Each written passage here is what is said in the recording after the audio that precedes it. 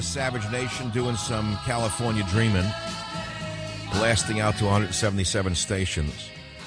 Look, when I started in talk radio, it was more than Ruby Ridge and Bill Clinton with the dress. You can't do that day in and day out. The audience is going to go away. They can't take it. I say to myself every day. Now, I'm gambling. I'm gambling that you want to hear me talk about my interests, such as museums today. Tomorrow, I might talk about cameras. I might talk about boats. I might talk about cars. I might talk about anything that interests me, because I can't be the only man on earth who is literally choking to death on the politics of the day. We know what it is. We know it's a scourge. We know it. I opened the show with the fact that the administration feels like an aggressive illness that's ravaging the body politic. And I said we need to apply massive doses of radiation and chemotherapy to try to stop the devastation of all aspects of our lives. I said that, but how much can I say it? Wherever you turn, they're devastating everything that we believe in. So I retreat into the museum today. I had to run away from it.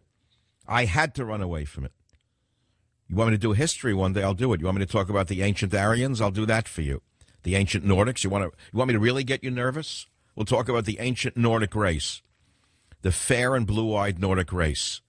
I know you can't even say the word because everyone says Timothy McVeigh.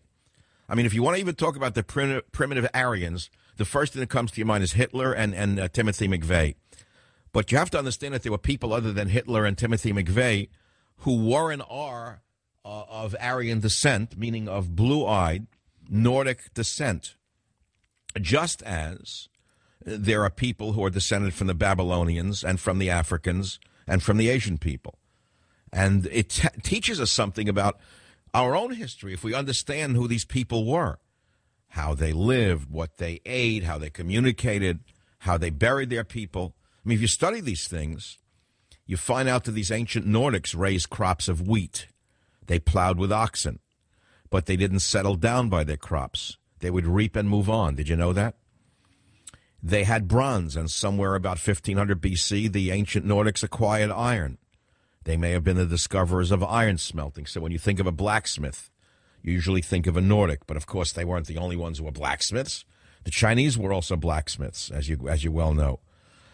Now, the point is not to talk about blacksmithing, nor is it to talk about the blue-eyed Nordic race particularly.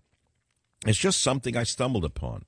Because I was looking about how people, after they passed away, what they did with themselves. The Nordics burned the bodies. The Brunei peoples buried them. That's a whole different story for another time. I don't want to bum you out now with the end of the whole deal here.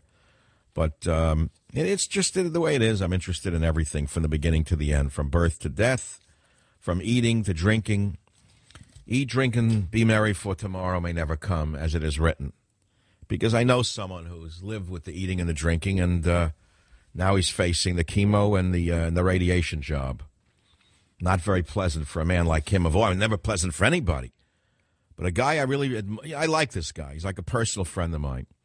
And to see him suffering at the hands of these burn, cut, and poisoners is killing me. You know, because I know how this ends. I went through it already with some other family members.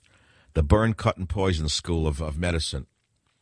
Don't you dare take a vitamin. Don't you dare look at anything to do with food. It's all quackery.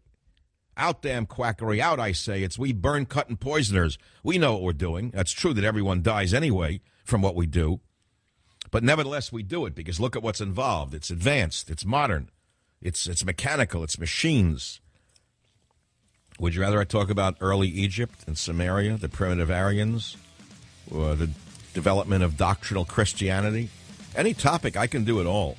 How about the barbarians breaking the empire, the Roman Empire, into East and West? That's one that's right up my alley. Savage.